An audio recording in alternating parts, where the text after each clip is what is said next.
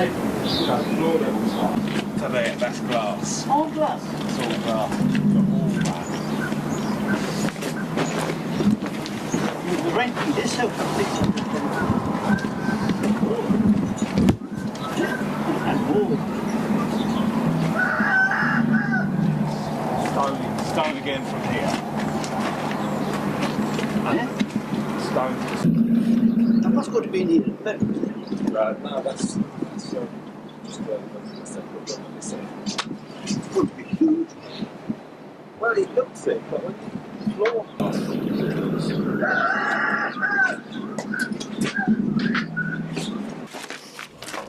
Oh yeah. Just good timber you're using there too. The expensive timber that. I can't remember how much the whole load was.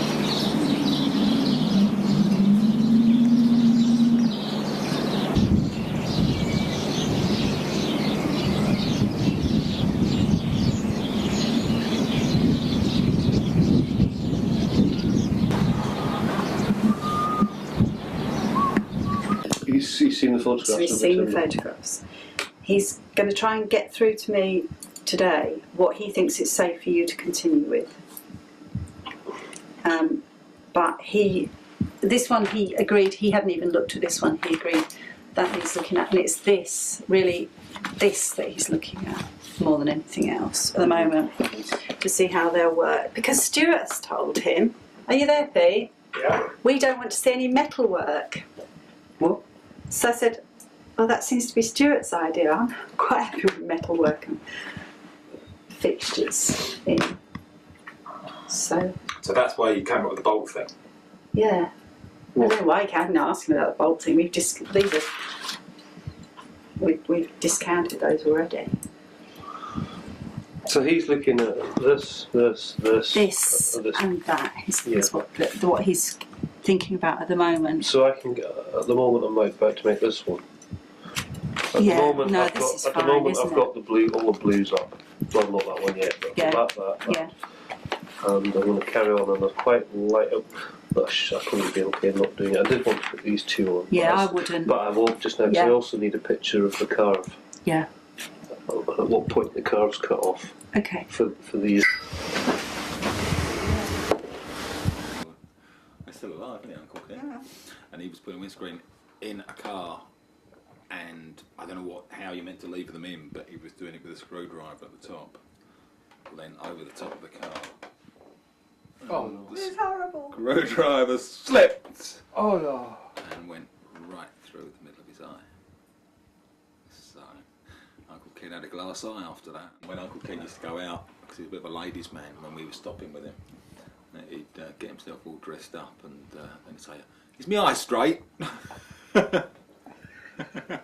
He'd buy write-offs and straighten them up, stretch it all back. Bye. My cousin, yeah. What did he say? I can't remember what he said. He had make investments, bad investments. He had 3 garages at one point, petrol garages, Yeah. but was sleeping in the shed at the back of one of them, wasn't he? Yeah. And they all went on the market and none of them are sold. They're all in Sheffield and they all end up as being derelict.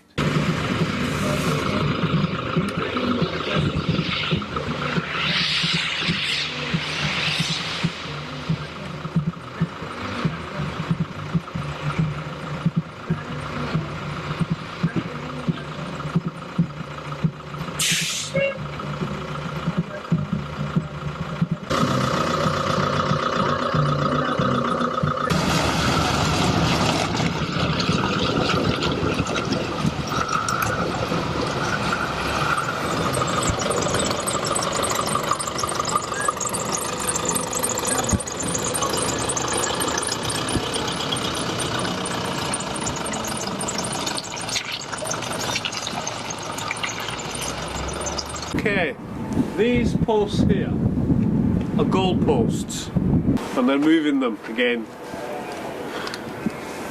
First drawings, everything sits on top of the post. New drawings, everything butts up against the post. Too late. Which is why Pete's gone for another hot tub and all the rest.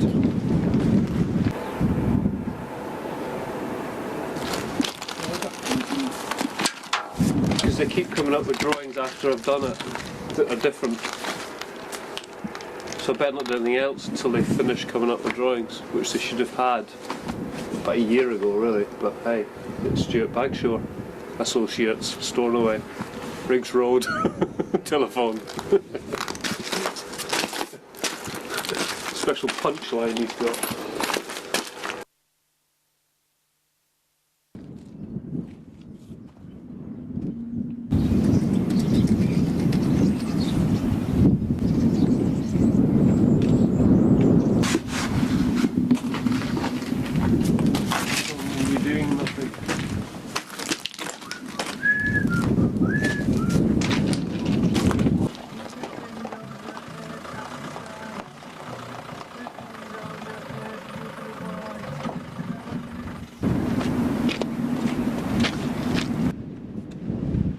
What David said was, don't do anything with those ones until tomorrow morning. You carry on cutting. Yeah, carry on cutting the car. Let's just see what he said about joining. No, David was just talking about that on that ear bit, because David Scooble had said, how are you going to make this supporting timber wall inside with these curves at each end? And I said, oh, there's no curves, that's how we're going to do it. Oh, David's really quiet. Oh, right, okay, yes, that would be a lot easier, wouldn't it? So make it easier. And I said, yeah, I built it curved on the outside, but it's screwed put a corner on the inside, and the one at the other end's 15 degrees back over the windows. And he was asking about that, because he said at Blue Reef they cast a lintel on site there. Carved lintel. I think so, and they made the shuttering and filled it with sand, so that you got like all textured when then you pour the concrete in on that. So you, instead of it being a sharp, shiny, cornered lintel, you softened it all off with the sand, and then you just knock all the sand down. But I was saying, well, you know, the curve thing just didn't seem like it was a goer to me to actually put the lintel in at all. So I got wood to put as a facing on. Same as your carved wall on the inside. I mean, it can be done. It's a lot of work, quite a lot of wood. Yeah, man.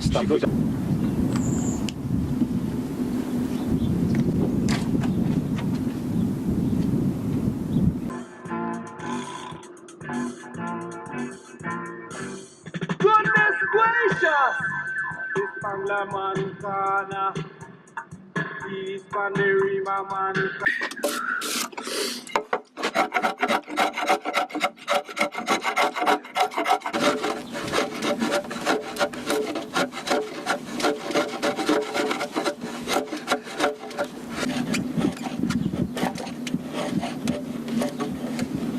Is it true that you just put one stone on top of the other?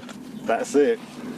Exactly right. In fact, Christine was listening to a thing on Radio 4 yesterday, and it was a dry stone waller working in Derbyshire, and he was talking them through building a wall and came up with the popular dry stone walling myths of, you know, you should only ever pick up a stone once and then it goes in the wall, which was always one that I was told was just like, yeah, that and other myths, you know.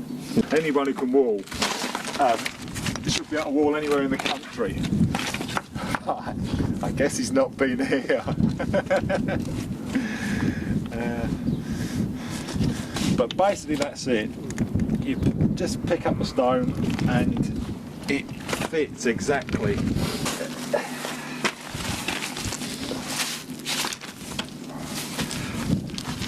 That looks like a fairly good random stone.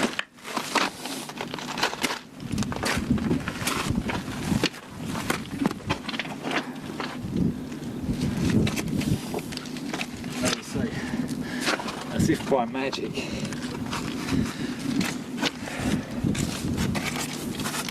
it just drops into place.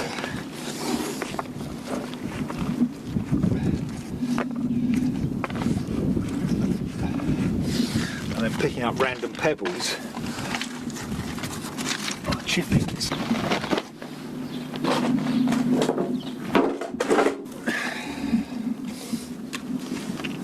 This is dry stone mortar as well that I'm using. Officially approved by Officially approved. Yeah. So how did you come to get this ruin in the first place? And what? This belongs to Alan, who lives yonder.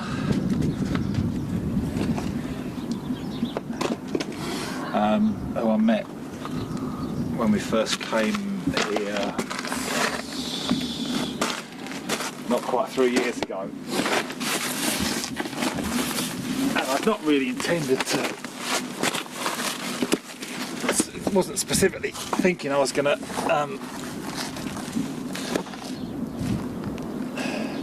rebuild a ruin, but had you intended to build a house? I intended to build a house. Well, no, I not intended to build a house. I intended to buy a house. All right. But there was no real firm plans. It was just kind of come here and see what happens and rent somewhere.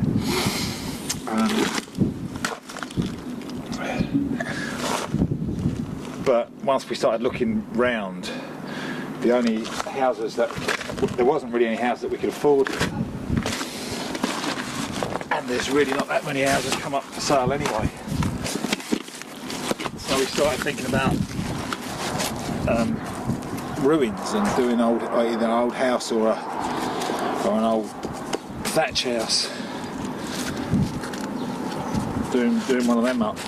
And we got to know Alan, and he said he'd sell us this room, which we'd not even noticed, although we'd driven past it quite a few times. Yeah, it sort of blends in, doesn't it? Yeah. And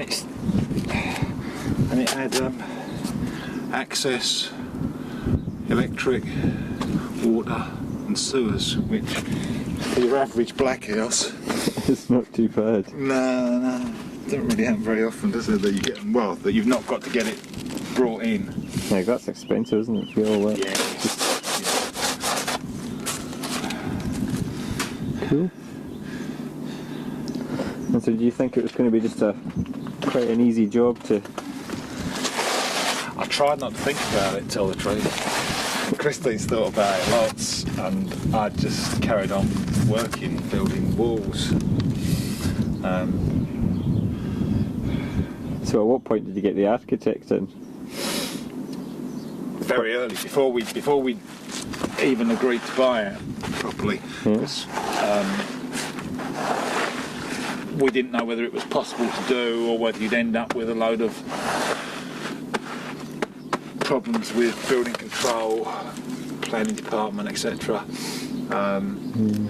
So it was only really because of the architect that we went ahead with it, because initially when we'd spoken to people, architects in Skye were the only other people who were doing anything that was kind of interesting, that was based around the Black House or like the Viking Longhouse type design. But even they weren't encouraging. They said just pull it down, or use the stone, or build another house and use it as a shed. So you just kind of go, okay, right, we're not going to get anywhere with that. But Stuart was the only person who kind of, immediately saw it and just said, yeah, no problem. It's a really good place. I'd buy it if I'd have seen it. I'd have wanted to buy it.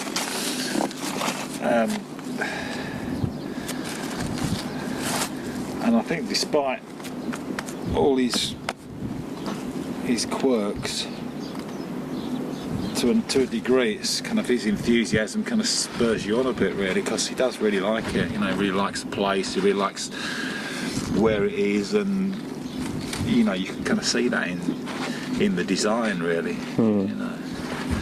So he just kind of